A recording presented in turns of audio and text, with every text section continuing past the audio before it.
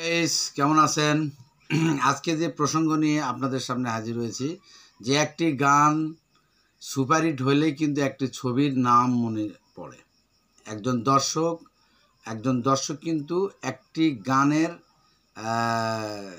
মনে রাখে, সেই গানটা গায়, তারপরে কিন্তু একটি ছবির নাম মনে পড়ে এবং সেই ছবিটি হলে দেখতে যায় বা হয়তো পরবর্তী সময়ে, এখন তো ইউটিউব চ্যানেলের সময়, এখন ইউটিউব চ্যানেলে দেখে বা বিভিন্ন সাইটে দেখতে পারে, অনলাইনে দেখতে পারে। তো বিষয়টা হইছে, একটি গান কেন হিট হয় এবং কেন হিট হয় না, এটা অনেকগুলো কারণ আছে। তো সেই কারণের মধ্যে আমি কয়েকটি কারণ আপনাদের সামনে আমি তুলে ধরব। এক নম্বর হচ্ছে হলো যে গানের যে আপনার ছন্দ লাইনটা থাকে, আপনার যে ওয়ার্ড থাকে, সে গানের কথা যদি ছন্দ যদি ভালো না লাগে তাহলে কিন্তু হবে না। এরপরে কিন্তু সেই গানের আপনার কিন্তু কথাটার কিন্তু একটা সুর তৈরি করতে হয়। সেই সুর যদি ভালো না হয় তাহলে মানুষ কিন্তু গাইতে পারবে না, দর্শক গাইতে পারবে না। এবং সেই গানের সুরের সাথে আপনার গানের কথা ভালো হলো, গানের মিউজিক ভালো হলো, কিন্তু গানের যদি আপনার সুর যদি একদিকে যায়, গানের কথা যদি একদিকে যায়, গানের মিউজিক যদি আরেক দিকে যায়, তাহলে কিন্তু আপনার গান কিন্তু ভালো হবে না। এইটা হলো 3টা পয়েন্ট। তারপরে কিন্তু গানের কথা, সুর এবং মিউজিক 3টা সুন্দর করলেন, এরপরে কিন্তু আসবে কিন্তু কণ্ঠশিল্পী। তো কণ্ঠশিল্পী যদি ভালো না হয় তাহলে কিন্তু হবে না। কণ্ঠশিল্পী কিন্তু সেই রকম ওই গানের যে টাইমিং বা যে গানের যে সুর, সেই গানের যে সাবজেক্ট, সেই সাবজেক্টটার উপরে যেন ভালো গাইতে পারে, এই জন্য কিন্তু কণ্ঠশিল্পী লাগবে। এর পরের প্রসঙ্গ আসতেছে হলো যে আপনার মনে করেন গান রেকর্ডিং হয়ে গেল, গান রেকর্ডিং হওয়ার পরে যে ছবিতে আপনারা গানটা লাগাবেন বা আপনারা দর্শকেরা দেখবেন, যে পরিচালকে যে গানটা ছবিতে লাগাবেন, সেই গানটা কিন্তু যে নৃত্য পরিচালক থাকবেন, কোরিওগ্রাফার, সে নৃত্য পরিচালক কিন্তু থাকতে হবে কিন্তু খুব গুণী নৃত্য পরিচালক। তা নাহলে কিন্তু গানের কথা একদিকে যাবে, সুর একদিকে যাবে, মিউজিক কিন্তু আরেক দিকে দৌড় দিবে। ডান্স এমন একটা জিনিস যে ওই যে 3টা পয়েন্ট বললাম, আপনার গানের কথা, গানের সুর, মিউজিক, এই 3টার সঙ্গে সামঞ্জস্য রেখেই এবং সিনেমার গল্পের সামঞ্জস্য রেখেই আপনার কিন্তু ডান্সটা করতে হবে, তাহলে কিন্তু একটা গান কিন্তু ভালো হবে বলে আমি মনে করি। আমি একটু ছোট একজন কর্মী, ছোট একজন গীতিকার, সুরকার এবং সঙ্গীত পরিচালক হিসাবে কিন্তু এটা আমি ফিল করি আর কি। তো সাবজেক্টটা হচ্ছে হলো যে এটা কিন্তু খুব মনোযোগ সহকারে কিন্তু এটা করতে হয়। এটা অনেকেই হয়তো জিনিসটাকে ওইভাবে নেয় না, কীভাবে নেয় আমার জানা নাই। তবে আমার সিনেমার গান কিন্তু আমি সেইভাবে কিন্তু আমি করে থাকি। যেমন আমার সিনেমার গান কিন্তু আমি নিজে লিখি, আমার ছবির ওই গানের সুর কিন্তু নিজে করি এবং আমি নিজে কিন্তু সঙ্গীত পরিচালক, নিজেই মিউজিক সংযোজন করি এবং এইভাবেই কিন্তু আমি গল্পের সিচুয়েশনের উপরে কিন্তু সাবজেক্টটা কিন্তু ফেলাইয়া দিয়ে কিন্তু একটা গান তৈরি করি। আর নৃত্য পরিচালক হিসাবে আমার যে গান থাকে, সেই গানে কিন্তু নৃত্য পরিচালনা আমি করি। যেমন আমি আপনাদের বলি যে আমার রাজকুমারী ছবির একটি গান আছে, 2টি গান আছে, 2টি গানের নৃত্য পরিচালক আমি। তো একটি গানের কথা বলি, সেটা হলো চকলেটের চশমারো, তো এই গানের নৃত্য পরিচালক আমি। আর একটি গান হচ্ছে হলো যে ও মারো কিস কিস আইটেম সং, তো এই 2টি গানের নৃত্য পরিচালক আমি। তো বিষয়টা হয়েছে যে নৃত্য পরিচালনা একটা ভেরি সো টাফ জিনিস। আপনার যদি গল্প যদি নৃত্য পরিচালক না বোঝে, গানের সিচুয়েশন যদি না বোঝে, তাহলে কোনো নৃত্য পরিচালক কিন্তু করতে পারবে না, এটা জিনিসটা কিন্তু ভালো আসবে না। তো যাই হোক, আমি যে প্রসঙ্গে আপনাদের কথা বলতেছিলাম সেটা হচ্ছে যে একটি উদাহরণ দিয়ে বলি যে আমার হালকা মেরিছে লাল পানি, এখন প্রায় 4 বছরের মতো এটার বয়স হলো গানটার, এখনও চলছে নন স্টপ। কেন চলছে?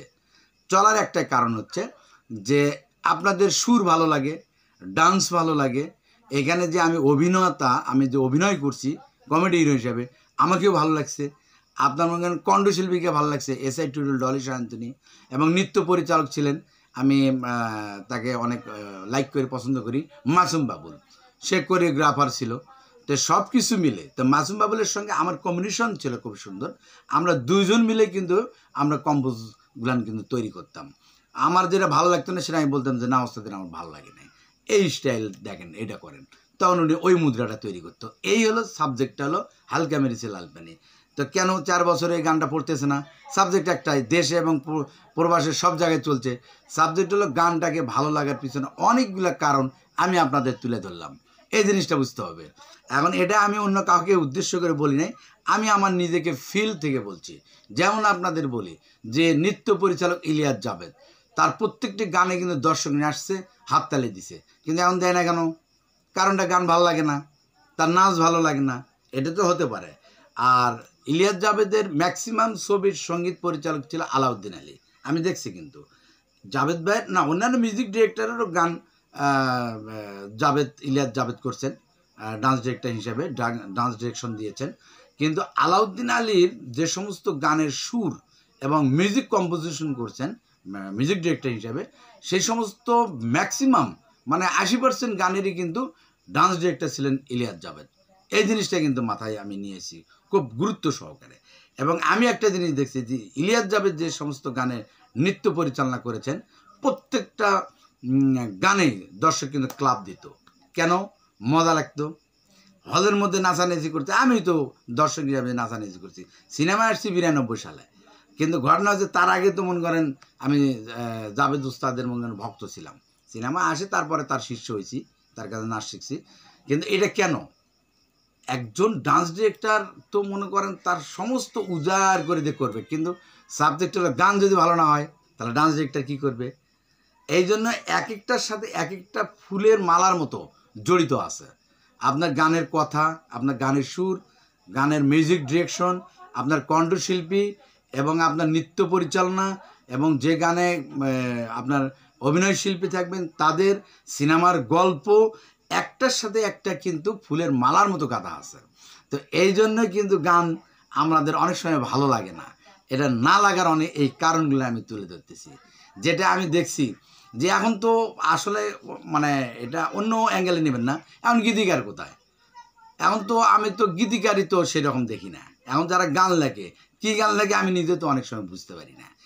পরে দেখি যে গান হিট হয়, পরে ফির আবার নিউজ আসে কি এটা অমুক গানের নকল, ওই গানের সুর, ওই গানের কথা, ওই গানের ঢং, ওই গানের ডিল। তো ভাই কী হলো? তাহলে ধরো না, সৃষ্টি হলো না। গান একটা নিত্য নতুন জিনিস সৃষ্টি করতে হয়। যেমন একটা সিনেমার গল্প সৃষ্টি করতে এরকম একটা গান সৃষ্টি করতে হয়। এত সহজ না সিনেমার গান। সিনেমার গান অনেক কঠিন জিনিস, আপনাকে ভাবতে হবে। আপনি ইচ্ছা করলে আপনি গান লাগিয়ে দিবেন, আর দর্শক মনে করেন আপনার ওই গানটা দেখবে হলে বসে, টাকা খরচ করে, টাইম খরচ করে দেখবে না, তখন ও বাইরে যা সিগারেট টানবে আর নাহলে ওয়াশরুমে যাবে। এটা আপনাকে মাথায় নিতে হবে যে গান আসলে কেন দর্শক হলের থেকে বের হয়ে যায়, এটা আপনি মাথায় নেবেন। আর সবচেয়ে বড় জিনিস হলো ভালো গানের তাল লয় সিচুয়েশন যে গীতিকার লিখতে পারবে, সেই গীতিকারের কাছ থেকে আপনার গান লিখে নেবেন। আমি বিশ্বাস করি আপনাদের গান সিনেমা হলে অবশ্যই দর্শক দেখবে এবং ক্ল্যাপ দেবে এবং হলের মধ্যে নাচানাচি করবে। আপনার ভালো গীতিকারও তো লাগবে। আপনি খামোকা কোথায় গান লিখতেছেন, কিভাবে গান লিখতেছেন ভাই? সব সময় যে আপনার ওই যে মেলোডি গান দিবেন, ওই মেলোডি গান তো 5টা ছবিতে গান থাকে, 5টা গান মেলোডি দিলে কি দর্শক হয়ে থাকবে? আপনি মেইন নায়ক নায়িকার একটা গান আপনি মেলোডি দিতে পারেন, আপনি একটা দিলেন, একটা গান দিলেন, কিন্তু এরপরে তো যে অন্য পেয়ার থাকবে বা আইটেম সং থাকবে, সেটা তো আপনার তাল লয় থাকতে হবে, যেখানে দর্শক এনজয় করতে পারে, তাহলে না সামঞ্জস্য করতে পারবেন। কিন্তু কি করতেছেন, আপনার 5টা 6টা 4টা গান থাকে একটা সিনেমাতে, সব আর মধ্যে চলে যায়, কিন্তু গান তো দর্শক দেখবে না এখন। এই জন্য কিন্তু একটা গান কিন্তু মানুষের অনেক সময় সব মন মানসিকতা লোক তো হলে যায় না ভাই। কেউ কষ্ট নিয়ে যায়, কেউ টাইম পাসিং করতে যায়, কেউ অনেক সময় অনেক সিচুয়েশনের উপরে তারা সিনেমা হলে যায়। এই জিনিসটা মনে রাখতে হবে। এখন আপনি সেই সিচুয়েশন না করে যদি একই লেভেলের 5টা 6টা গান বা 4টা গান একটা ছবিতে লাগান, তাহলে তো ওটা দর্শক ওটা মানতে চাবে না। তো যাই হোক, আমার প্রসঙ্গে ছিল আজকে গান, যে আপনার ভালো গানের কথা, সুর, আপনার মিউজিক, কণ্ঠশিল্পী, আপনার নৃত্য পরিচালনা যদি ভালো হয় 100% আমি শিওর আপনাদের দিচ্ছি গান সুপারহিট হবে এবং দর্শকের মুখে মুখে থাকবে। আর যে গান দর্শকের মুখে মুখে থাকবে, ওই গানে কিন্তু ছবির মানে টানে নিয়ে আসবে। দর্শক বলতে পারবে যে ও এটা তো ওই ছবির গান। এটা কিন্তু মাথায় নিতে হবে। তো যাই হোক, এখনও কিন্তু আমাকে অনেকেই কিন্তু করে আপনার কমেন্টে লাগে যে ভাইয়া আপনার গান ভালো লাগে, আপনার গান ভালো লাগে। কেন ভালো লাগে? তার আমার কেন সন্ত্রাসী একটা গান ছিল, কিন্তু একদম মনে করেন ফুল মনে করেন হলো মেলোডি গান একটা ছিল, যে আমার চোখে তুমি সুন্দর নয় পৃথিবীর আলো, লক্ষ বছর থেকে পাশে যদি বাসো ভালো। তাহলে এটা কে গাইছে? সাবিনা ইয়াসমিন মনির খান গাইছিল এই গান। তো এখন গান আমি গান লিখছি এবং সুর করছি, তাহলে আপনি বুঝছেন যে কোন সিচুয়েশনে আমার গানটা আমি লিখছি। তা আপনাকে বুঝতে হবে যে সব মেলোডির উপরে গেলে হবে না, আপনার কিন্তু ঝংকার গানও লাগবে, ঢং ঢিলেন লাগবে, নাচ গানের গানও লাগবে, তাহলে দর্শক দেখবে। তো এইরকম কিন্তু আপনার প্রত্যেকটা ছবিতে একটা দুটো গান একটু ডিফারেন্ট করতে হবে, তাহলে কিন্তু আপনার দর্শক ওই ছবিটা কিন্তু এনজয় করে দেখবে। তো যাই হোক, আমি কথা বাড়াবো না। আপনারা যে যেখান থেকে আমার এই ভিডিওটি দেখবেন, আমার চ্যানেলের পাশে থাকবেন, রবিউল ইসলাম রাজ ইউটিউব চ্যানেল। আপনার দেশের এবং প্রবাসী ভাইয়েরা যে যেখানে আমার এই ভিডিওটি দেখেন, আপনারা নিয়মিত আপনারা আমার চ্যানেলের পাশে থাকবেন, শেয়ার করবেন, ফলো করবেন, কমেন্ট করবেন, ভালো মন্দ লিখবেন, আমি তাহলে ওটার উপরে আবার রিসার্চ করব। তো সিনেমায় তো 33 বছর চলছে, আরও দরকার হলে মরার আগ পর্যন্ত রিসার্চ করবো, কোনো সমস্যা নেই। কিন্তু ঘটনা হলো আপনার কমেন্টে একটু লিখবেন।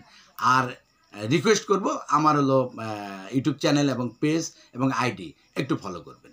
এই প্রত্যাশায় আপনাদের সুন্দর জীবন কামনায় আমি আজকে আপনাদের কাছ থেকে বিদায় নিলাম। রবিউল ইসলাম রাজ, ভালো থাকবেন, সুস্থ থাকবেন, আল্লাহ হাফেজ।